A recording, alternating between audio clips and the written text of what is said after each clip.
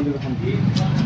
হয়, ইতিমধ্যে আপোনালোকে হয়তো প্ৰায়ে গম পাইছে যে আমাৰ অহা ডিচেম্বৰ মাহৰ 8 তাৰিখে দেওবাৰে আমাৰ ওলামা ঐক্য মঞ্চ অসমৰ সৌজন্যত এখনি বাৰ্ষিক অধিৱেশন, প্ৰথম বাৰ্ষিক অধিৱেশন অনুষ্ঠিত হ'ব। আমি এই ওলামা ঐক্য মঞ্চ সংগঠনটো আজি 2-3 বছৰ আগত আমি গঠন কৰিছিলোঁ আৰু এই সংগঠনটো আমাৰ ৰেজিষ্ট্ৰেশ্যনো হৈছে। আৰু আজিৰ দিনত এই সংগঠন আমাৰ বিভিন্ন জায়গাত বিয়পি গৈছে। আমাৰ সংগঠনটোৰ যি উদ্দেশ্য, এই মহৎ উদ্দেশ্যবিলাক এই আমাৰ অহা প্ৰথম বাৰ্ষিক অধিৱেশনত আমি দাঙি ধৰা হ'ব। আৰু গোটেই আমাৰ সংগঠনটোৰ গোটেইকেইটা উদ্দেশ্য বা কাৰ্যসূচী হৈছে সমাজ সংস্কাৰ। এই হিচাপে সমাজৰ পৰা দুৰ্নীতি আৰু সমাজ বিৰোধী কামবিলাক নিৰ্মূল হ'ব পাৰে, সেই বিষয়ে আমি প্ৰচেষ্টা হাতত লৈছোঁ।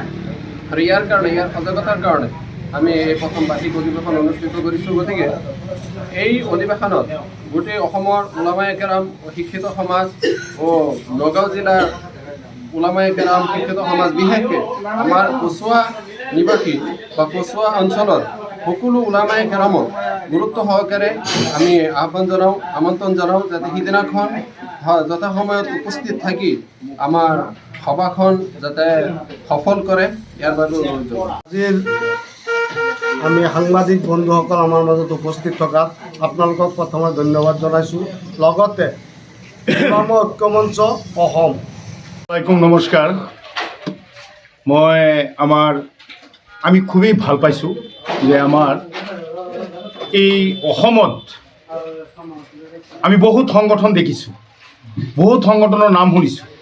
এইবাৰ এটা নতুন নাম আমি শুনিছোঁ, যিটো নাম শুনি আমি সঁচাকৈ আনন্দিত হৈছোঁ যে ওলামা ঐক্য মঞ্চ নামেৰে এখন সংগঠন, ওলামা ঐক্য মঞ্চ অসম নামেৰে এখন সংগঠন জন্ম হৈছে।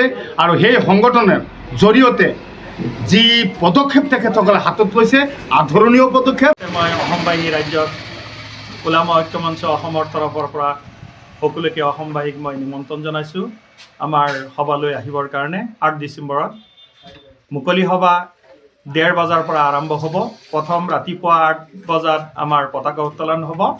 9 বজাত ৰোড শ্ব' প্ৰতিবাদী কাৰ্যসূচী সমদল ওলাম আমি। 10 বজাৰ পৰা 11 বজালৈকে আমি সাংগঠনিক কিছুমান ৰেজুলেশ্যন ল'ম, নীতি নিয়মসমূহ আমি ইয়াত উত্থাপন কৰিম আৰু সেইবিলাক আমাক সমৰ্থন কৰিব বুলি আমি আশা ৰাখিছোঁ।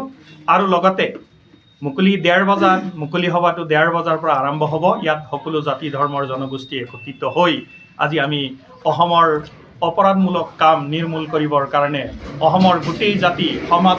আমাৰ অহা 8 ডিচেম্বৰ 2024 তাৰিখ দেওবাৰে 1:30 বজাৰ পৰা আমি আমাৰ ওলামা ঐক্য মঞ্চ অসমৰ প্ৰথমখন বাৰ্ষিক অধিৱেশন অনুষ্ঠিত কৰিছোঁ। ইয়াত